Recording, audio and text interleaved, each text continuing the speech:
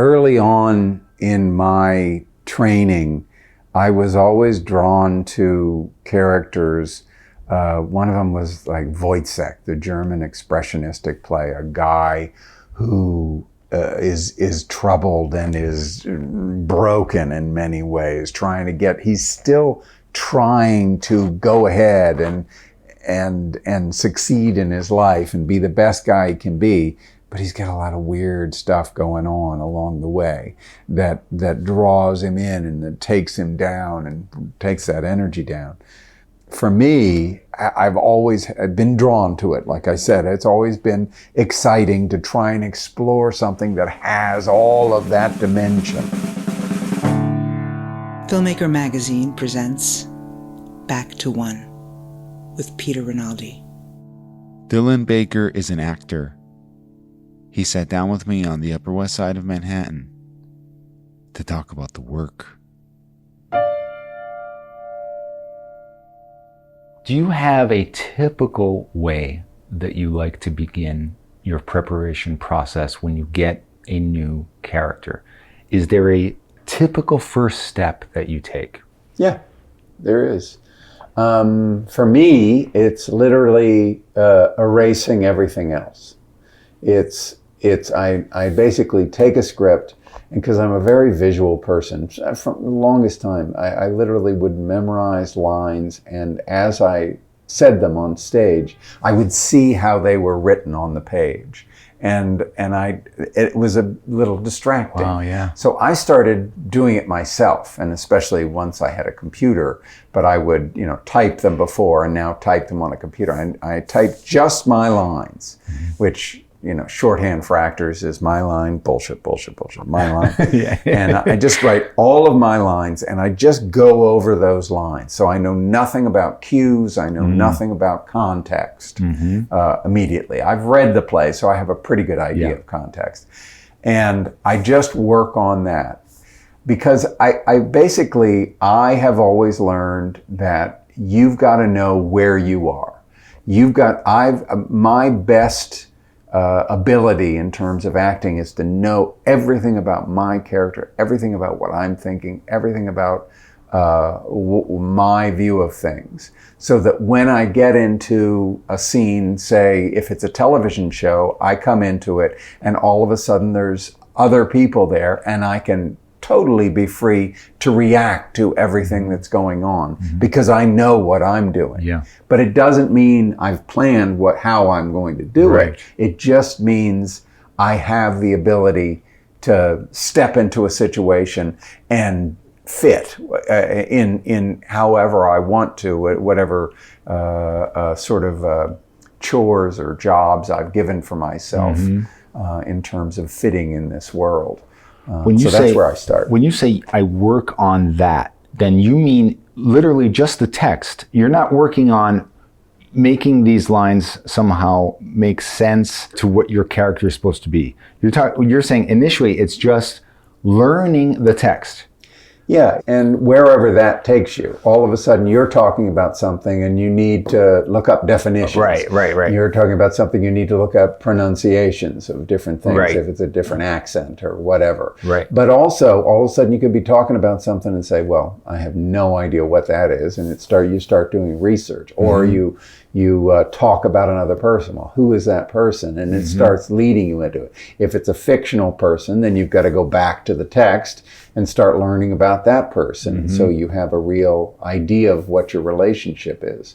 My wife Becky had a acting teacher that has become also my sort of go-to script guy, a guy named Peter Flood. And Peter Flood always said, it's so important to look at what everybody else says about you. Look at a script and see how they reference you, what they talk about you, because that also is the clues that can lead you in your character. You don't have to satisfy those things. You just have to know how they talk about you. Yes. because people can talk about you for any number of reasons. It doesn't have to fit. Right.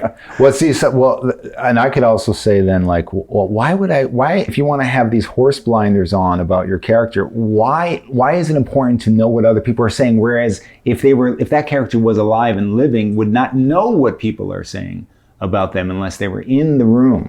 Why would I want to take that in if in real life I wouldn't know that? Well, it's a good question. I think for me it is information Clues, that I right? want to know. It is, like you say, clues, but it's also something I can reject totally.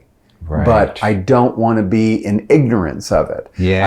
I can remember I did a film with Demi Moore, a film called Disclosure.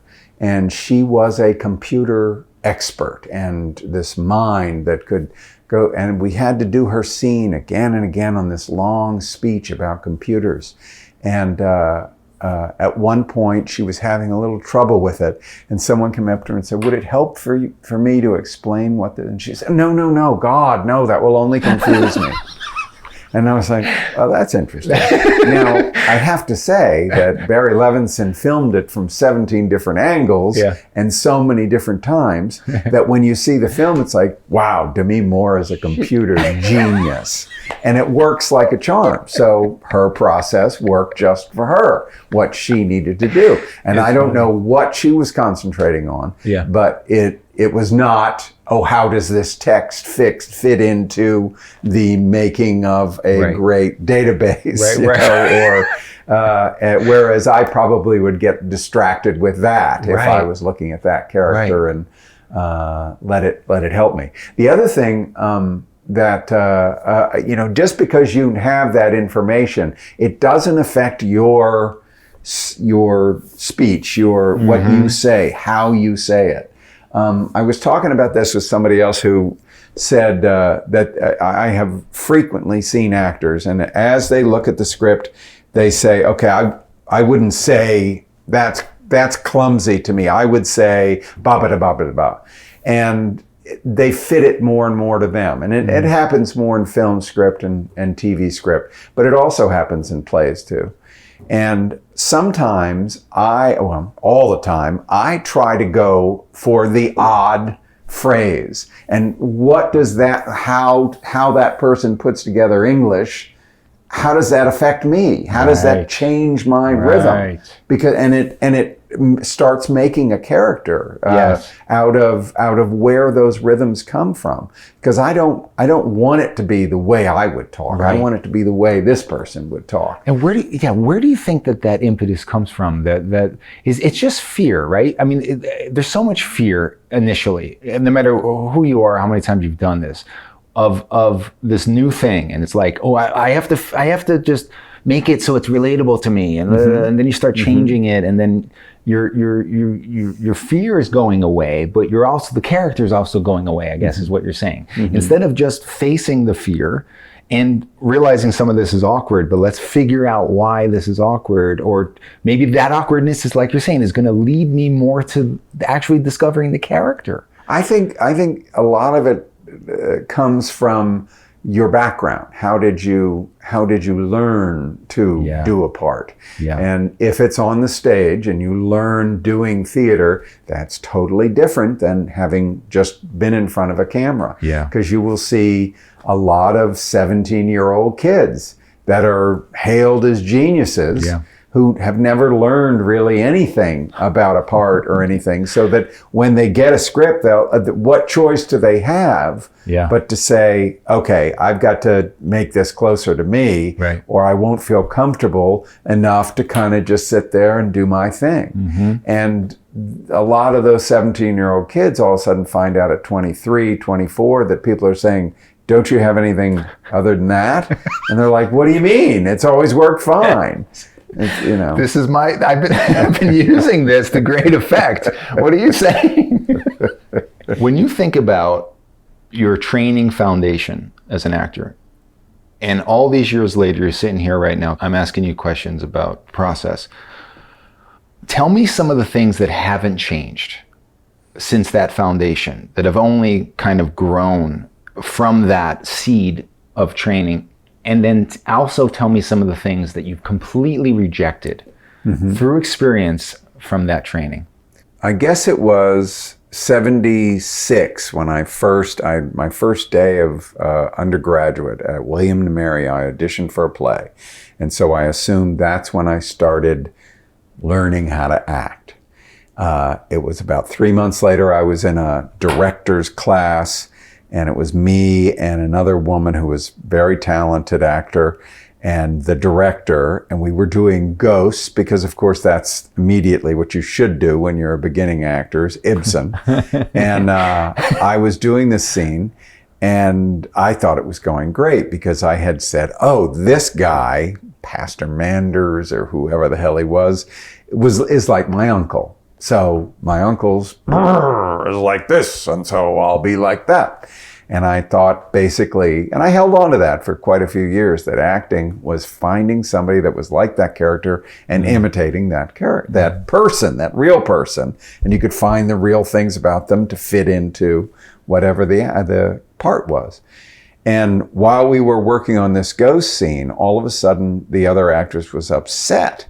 And the director kept saying, what's wrong? What's wrong? And finally she said, Dylan won't look at me. And I was kind of shocked because I thought, I'm doing my thing. I'm succeeding amazingly. Uncle Jim is coming right through into this character. So what's the problem? And now I need to look at you? That's a whole nother thing. Okay, I could do that. Nobody told me that was part of it. So I think I continued that. I did, a bunch of different stuff for years in summer theater and for many seasons. And then I went to the Yale School of Drama. And it was like 1983, 84 that I worked with a guy named David Hammond. And he scared the hell out of me. He was teaching Shakespeare, but he was pushing something on me that he was demanding of me.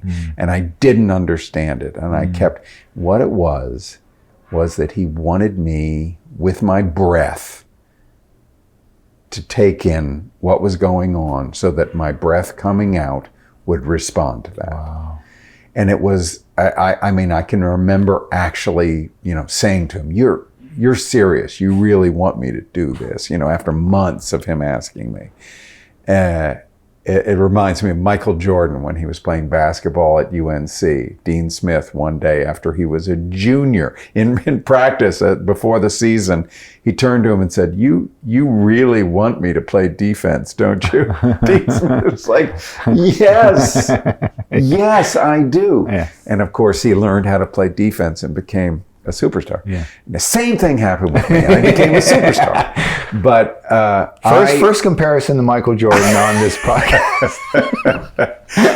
I started, hearing what David Hammond had to say, and it was also the same thing of like someone says a line, you react to it. But previously, I had so chartered myself by imitating some person, and then closer and closer imitating what this character could be, that I think in my mind there wasn't room for reacting to whatever anybody said, because I already knew where I was going to go. So when David finally got this lesson through to me, it was revelatory. It was like an explosion that happened to me, that all of a sudden I literally didn't know what I'd be doing. But that didn't negate all of the work you have to do beforehand, so that you are completely ready. You know what the character is, but you have no idea what the circumstances are that you're gonna get. And so you have to react, and especially to that person you're talking to. What do they say? You've got to hear it so that you can react honestly to it. So I would say that I'm still doing. That's the most exciting thing I've heard, and the thing that stayed with me all these years. Do you think if you didn't have that revelation, I'd still be playing Uncle Jim? Yeah. And you might, we know people that do this, right? Yeah. They have careers. Yeah. I guess I'm trying to get at, that puts you in the moment, which me as an audience member, I'm seeing as you're alive. Mm-hmm. An actor has to have some version of this story. They have to take it to that in order to be alive. It's interesting. I also direct, and I was directing a play once, and I had an actor that was like I had been. And I was really working on him to change so that he didn't know what he was going to do. And all of a sudden we had a rehearsal where it happened. And I was like, that's it. That's it. Do you feel that? Do you feel that? And he just got back into his head. And so I was like, what? What are you doing? He said, well, I know I did it, but I'm trying to figure out how to recreate that. I couldn't believe it. And he insisted that's the way that was done. Yeah. Because you can't do a show 8 shows a week where it's just, And that drove me crazy. But. Yeah. We must talk about someone who I think is probably a very important person in your early life, Nikos Psacharopoulos. Can you talk a little bit about him and who he was and how he was important to your career? Nikos was an acting teacher. I think when he was found by this group in Williamstown, Massachusetts, who decided to start a summer theater. They were a part of the Williams College community and the theater program there. And they decided they wanted to start a theater. And they found Nikos as a director, as a person that could come up and do some shows. And so he agreed to that. He came up. I think he was teaching at Yale undergrad at the time. And Nikos was from Greece, but he spoke English. It's funny, as his life went on, his English got worse and worse and his accent got stronger and stronger. Nikos was a very dynamic producer. He was a very, very good teacher, acting teacher. As a director, he was hit and miss. And I think if he were still with us today, he died tragically young because he refused to go see a doctor until it was too late. Nikos would sort of direct in the same way that his Greek background was, which was let's work on the scenes, let's work on each of the scenes, and then when we do the first performance, let's see what it's like when it runs all together. He hardly ever did run-throughs. Really? He didn't care about run-throughs. He just wanted to work on those scenes and get good actors who would get a sense of it and then trust in them to try and remember when this scene came after this, when this goes here. And sometimes it worked great. I was in a production of Peer Gynt that our first preview was one of the most exciting things I've ever been in. And people went crazy about it. It was a 3-hour show that they went nuts about. It was very exciting. But Nikos, I went to his, I actually auditioned for Williamstown the year before I went to Yale School of Drama. And I went up and auditioned for Bonnie Monty and some other people who became a longtime friend. And I did my audition having been working at the Folger Shakespeare Theater down in Washington, D.C. And by the time I got from New York back to Washington, the rejection letter was in my box. So then I became a student at Yale School of Drama, and all of a sudden there was an audition for Nikos in his office, just me, 6 monologues of Chekhov, of Strindberg, of Ibsen, whatever, but he wanted some different things. And so I put up some things and he took a liking to me. And he brought me in as a non-union actor for 2 summers in a row. And then the 3rd summer, he gave me my first union job. I played a part in a huge production of Undiscovered Country, this Schnitzler play that was adapted by Tom Stoppard. And it was a wonderful, wonderful play. It was a big, sprawling thing, again, that he directed, and it was all over the place and pretty much came together. It was a pretty good production. But because I was there, and because Nikos had also done something else, he'd run into me in the spring of that year, which was 85, and given me a play. I said, take a look at it. I said, what? He said, we're doing it this summer, but just just take a look at it. And it was a play called Not About Heroes. It was two World War I poets, Siegfried Sassoon and Wilfred Owen. And I read this play, and Wilfred Owen is about 20 years old, and 22 years, whatever I was. And I was 26 at the time. And the Siegfried Sassoon was Ed Herman. Edward Herman was going to be coming that summer and doing the play. So I started working on it, and it was an English accent. It was different things, learning all this stuff about the time, learning about World War I, what was happening, why these guys were in this hospital together. And Nikos had handed it to me without anything. So then I get there for the summer. We're working on that play. And the next thing I know, it's the last day, and I'm thinking about going back to New York unemployed. And another play, To Whom It May Concern, which was directed by Geraldine Fitzgerald and written by Carol Hall, who had written The Best Little House in Texas. They were going into tech, and they had to fire somebody, and they needed somebody. And there I was, and I was available. The music director, Michael O'Flaherty, said, "Dylan, are you around?" And I said, "Yeah, I got nothing." So they put me in the play, and I got to stay there just for a few more weeks. Doing that, met my wife, Becky Gelke, she was at that point, she was in the play. Because I was there, Ed Herman showed up, getting ready to start rehearsals on Not About Heroes. And I went up to him. I'd met him the year before, and we'd worked together, and I was like, "Hey, Ed." And I said, "Hey, Nikos handed me a copy of this play, Not About Heroes," and I read it. And Ed went, "Why did he do that? Why? Oh, God damn it. Why did Nikos do that? Željko Ivanek is playing that part." I was like, no, I totally get it. No, I just wanted to tell you I liked it. He just walked away. He was like, why would Nikos? He was so mad at Nikos. So then about a week before they started rehearsals, Ed came up to me and said, "Dylan, Željko's just told me he has to drop out of the play. He's not available. Oh. Why don't we have an audition we'll sit down and read the play together." I'd been working on it for 3 months. Yeah. And we had the first rehearsal. Diane Wiest was the director. And it was clear right away that this was going to work just fine. And we ended up moving off Broadway, and it was my first show in New York. Wow. So Nikos handed me really a career in New York, because it was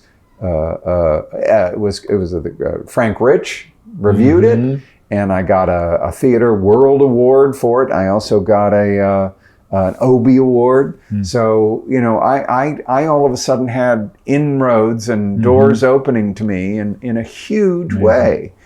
So that was all from Nikos. So yes, he was really important to me. At that point in your life, were you thinking, I'm going to be spending my life on the stage? Were you that kind of actor at that point, or were you always thinking, I got to get to Hollywood and see what they got? Well, I can tell you this, that I went into my agent, who was Brian Mann at the time. He moved over to ICM, and when he moved over, I went there right around the time that Not About Heroes started in New York. And Brian had me in his office, and he said, "So what are you looking at? What do you want to do?"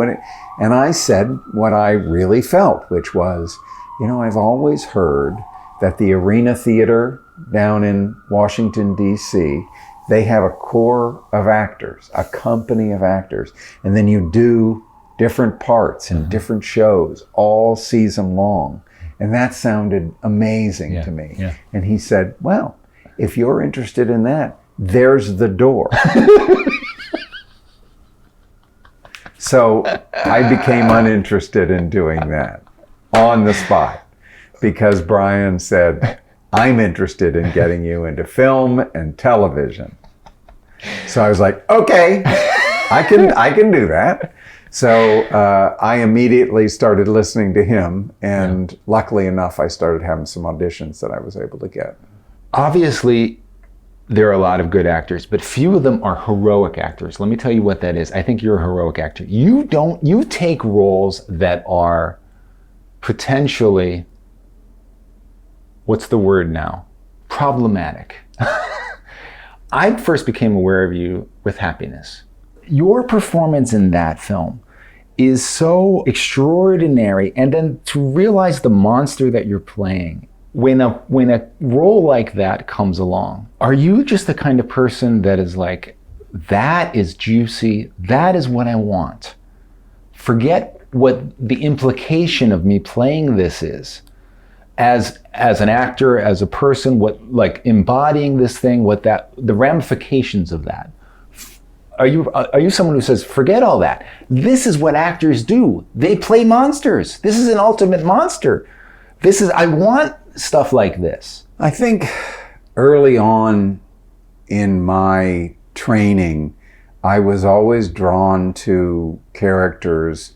One of them was like Wojciech, the German expressionistic play, a guy who is troubled and is broken in many ways, he's still trying to go ahead and succeed in his life and be the best guy he can be, but he's got a lot of weird stuff going on along the way that draws him in and that takes him down and takes that energy down. For me, I've been drawn to it. Like I said, it's always been exciting to try and explore something that has all of that dimension. It also, I mean, when Happiness, when I read that script, it was all of that. It was the total excitement of a guy who was that crazily damaged, but still loves his family and is trying to do all he can to do well for his family and to give a good life to his family.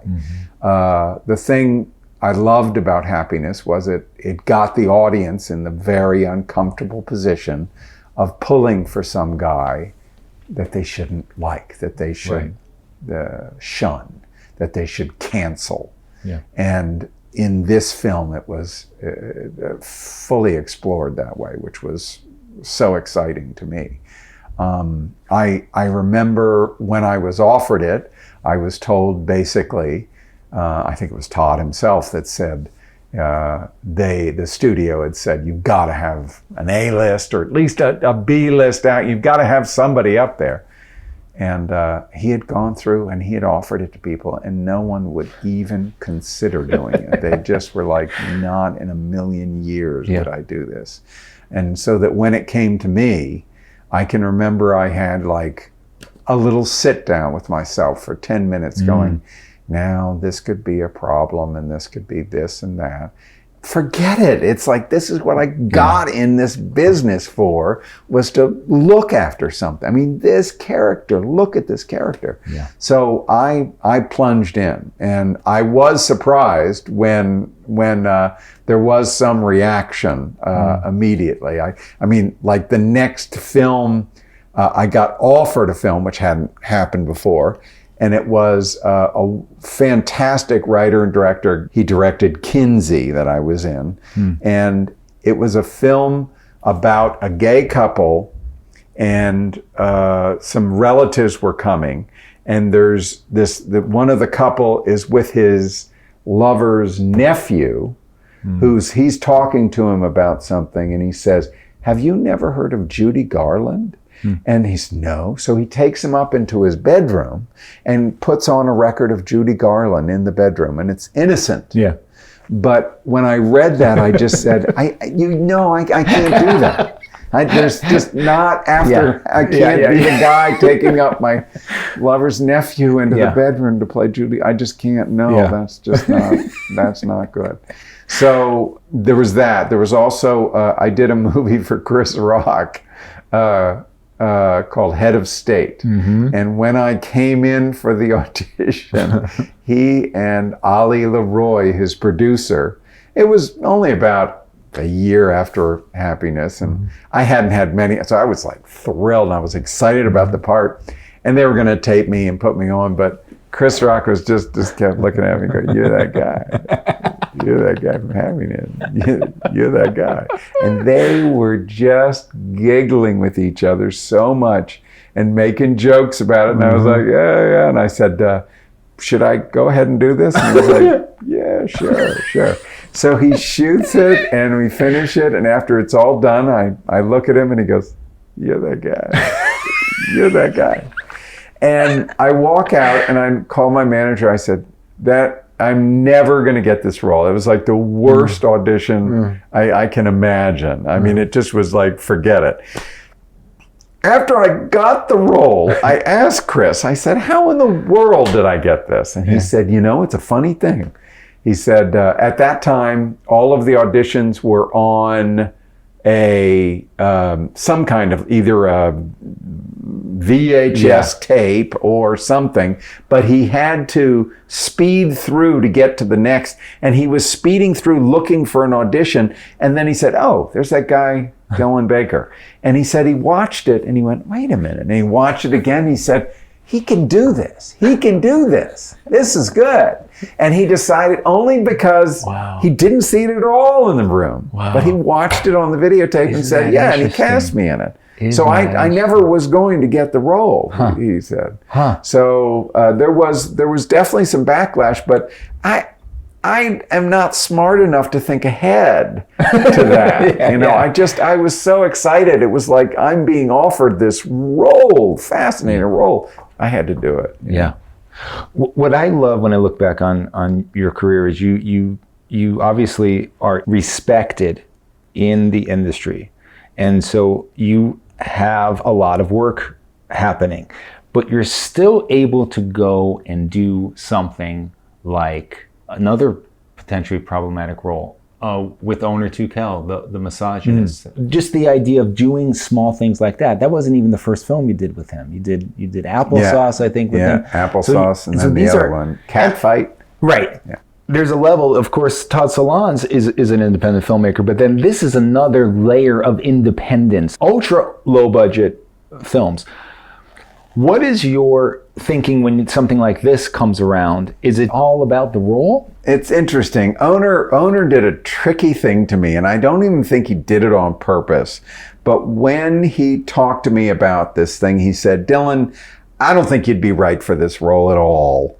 But do you, I mean, I had somebody that was going to do it and they're not, so I'm auditioning people to do, and the hair went up on the back of my neck and I was like, God damn it, I can show him, I can do it." So I came in and auditioned for it and put it down tape for him. And he said, oh, okay, yeah, let's do this. And, Onur is a hoot. He is just a hoot in the way he looks at life and the way he writes. And we all were kind of blown away by 2016 and everything that happened. So for me, it was a little bit of that. It was a little bit of, I want to do my part in just trying to exercise some of these feelings that I have. And there was also the thing of, we were going to be doing it in a hotel room over the course of like 8 nights. And it's a full-length film. And we didn't have any time to waste. We just kept shooting. And I just had to memorize a whole script in no time and just be ready to go and have these different wonderful character actors coming in and working with me. Right. Especially Jamie Block, who was wonderful. And so, I look back on that and it was really a fun process. But how many times I want to do that, I'm not sure, because it does just about kill you. And I have to tell you that I asked Onur to send me a little message about you. And he said this: when Dylan agreed to play the lead in The Misogynists, he had about a week to prepare. I think he learned about 110 pages of dialogue in 6 days. And when he got the set, he nailed it. I've never experienced anything like it. Not only that, but between takes, he was fucking funny. So many funny jokes throughout. Sly humor, wit. We shot nights from 5 p.m. to 5 a.m. And he never complained, never lost his head when I was losing mine. Just a straight up professional and class act human being. No, Onur's the best. He was so much fun, and I am fascinated by his vision. I'm fascinated to see where he goes next. And I enjoyed so much working with him and being a part of Onur World, which reminded me a little bit of Nikos, because there was a certain chaos going on, and to try and find art through the chaos. Yeah. Someone asked you once what it was about independent film that you were drawn to, and you said, there's little wait time. On a big shoot, you might have to just sit there and wait for 2 weeks. You gave an example of that. You were waiting for 3 weeks and did one scene on some film. I think that was, I might have been more than that, but Road to Perdition that's took right. 4 weeks, so many different sets for just one scene in a room.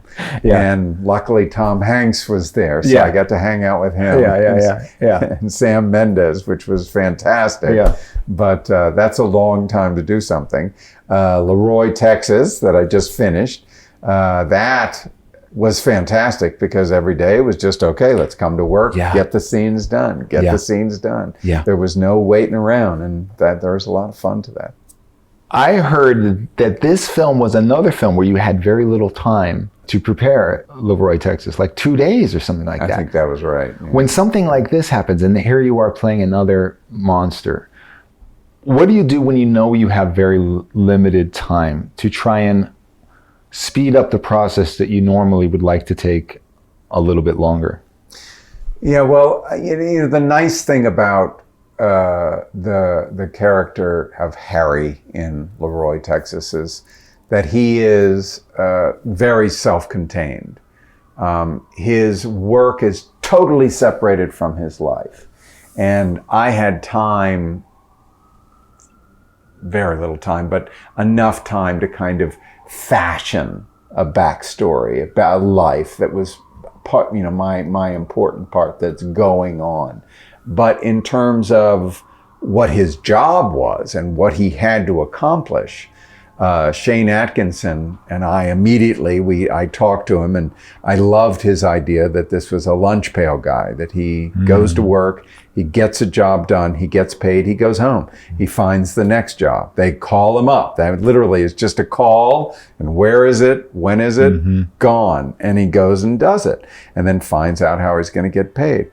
I loved that about it because it really informed Harry in every way. There was nothing extraneous. And the interesting things about the script, and why I really liked the script, was there's maybe 2-3 instances of when the job allowed him to be the person he is. Because he's always sort of playing this role. But then there's in the diner, there's in the scene in the beginning with the guy when he's giving him a ride, when all of a sudden he can become who he is and just start letting it out a little bit, just to, because he knows he's in command of the whole thing, and saying, this is the way I look at life, and we all agree, don't we? And you see the other people going, this is a seriously strange guy that I'm talking to, and he's scaring the heck out of me.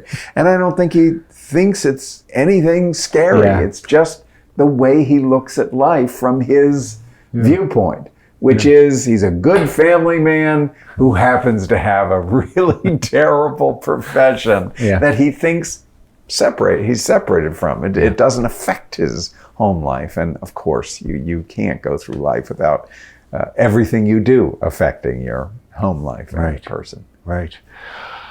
Talk to me about what you need on the set from that person in command in order for the best that's in you to come out. That's interesting. I think it's a meeting of the minds.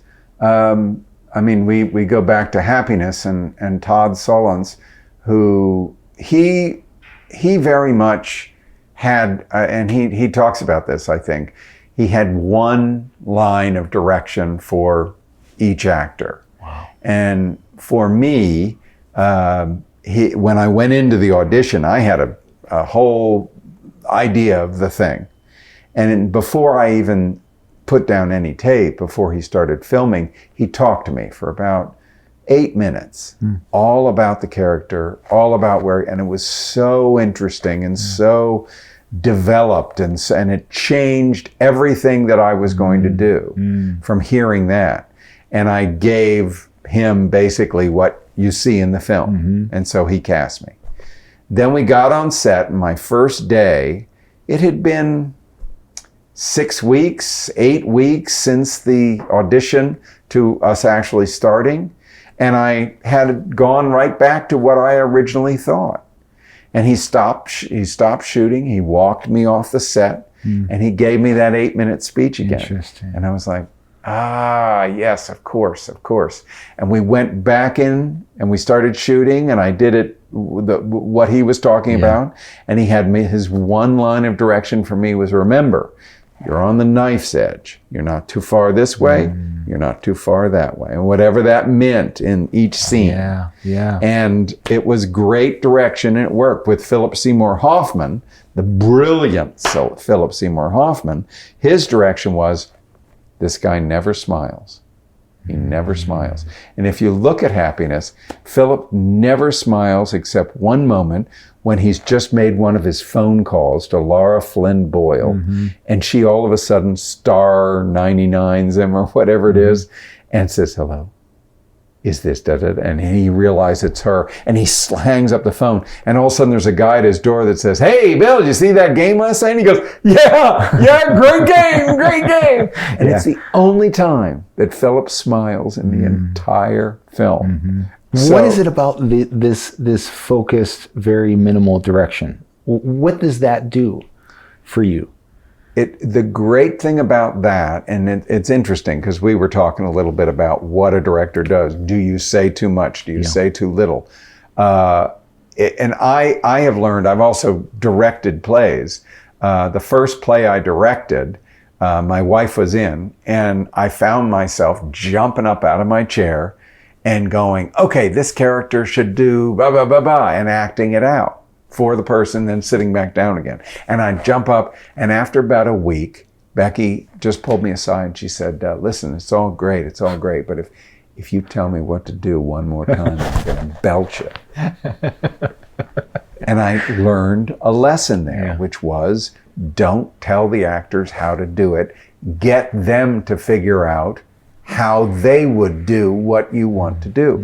If they're just rote, imitating, it's only going to go so far. But if their essence is coming out in the route you want it to be, then that can be a full performance. That can get to where you want it to go.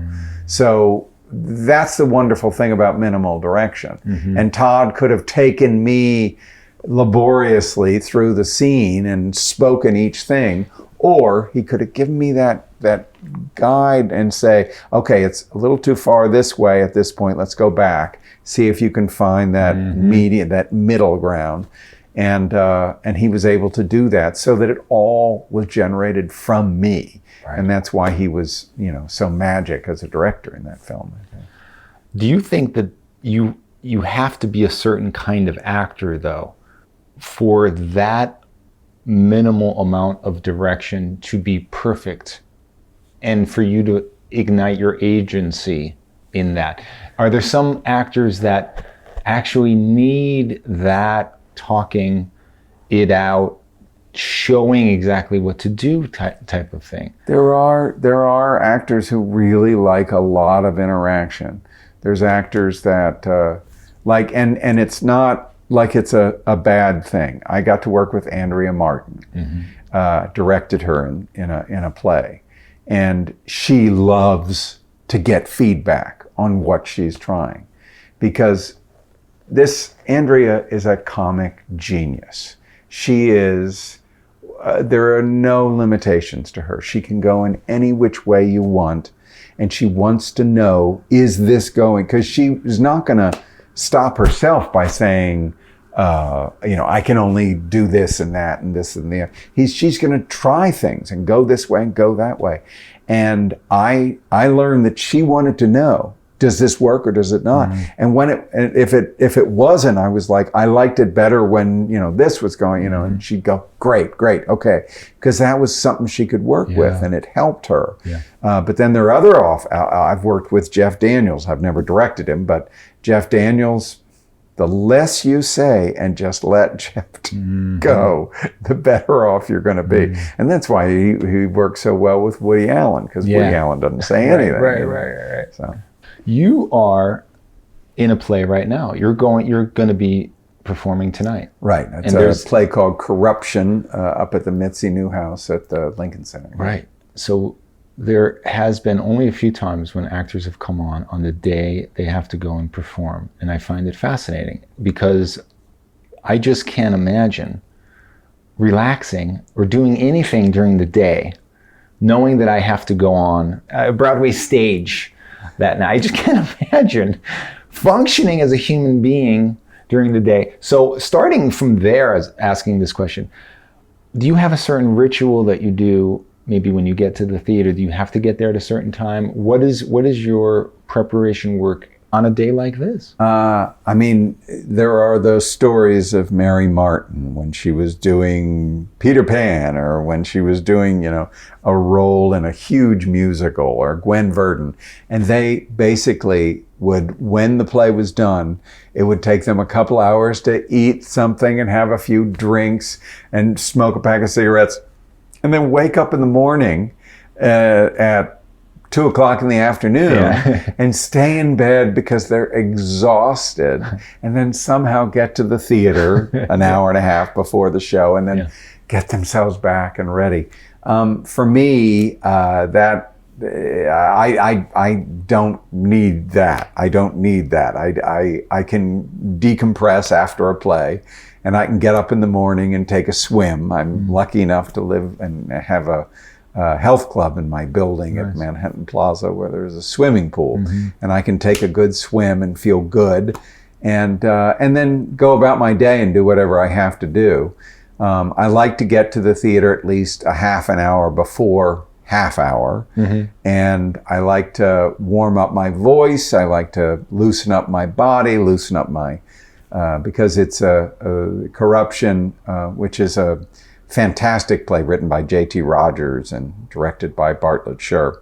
It is English characters, so I've got to get into an accent, and it's a different frame of mind than I have coming from Virginia. So I have to get my mouth around that and start letting the accent, carry me into where that character exists. And then I kind of get ready. But what doesn't change is that you've still got to walk on and react to what's there. It's like whatever is out there will feed me and get me through the night, because I'm working with talented actors. And getting to do these scenes are terribly exciting, because even though we've done them again and again and again and again, it's new each night. And what's the audience? What is the audience like? And what do the lights do? And did that thing go out? And you've got to react to everything as your character would. So, is there more of a situation in when you're doing a play where toward the end of a run, as this is, I think there's only one more week, right? Yeah, after this week, yeah. Is it always where you're like, oh, we're finally getting it now? Or is it, oh, thank God this is ending? It almost invariably is, thank God this is ending. And it's not because you don't love it. It's not because you don't love the people. Yeah. But boy, I learned something as an actor very early on, which was there's something great about doing something where you know it's going to end. Yeah. And even though you're loving it and you love the people and you have a party after that final show, it's nice to wake up in the morning and go, what's now? What something new. Let's do something different now. Yeah. And I do love that. After this, I've done a little stage. It's like, okay, I'd like to do a little film and TV. So we'll see what happens. Dylan Baker, this podcast can now end. If it's somehow ended by an asteroid goes off course and we all die, I think I if I have a consciousness in death or something, I'll be like, oh, at least Dylan Baker was on the podcast. Okay? I mean that. Come back anytime. Thank you, Peter. Thank you very much. Back to One is a production of Filmmaker Magazine, which is a publication of The Gotham, formerly IFP. Listen to back episodes of this podcast at filmmakermagazine.com or wherever you get your podcasts.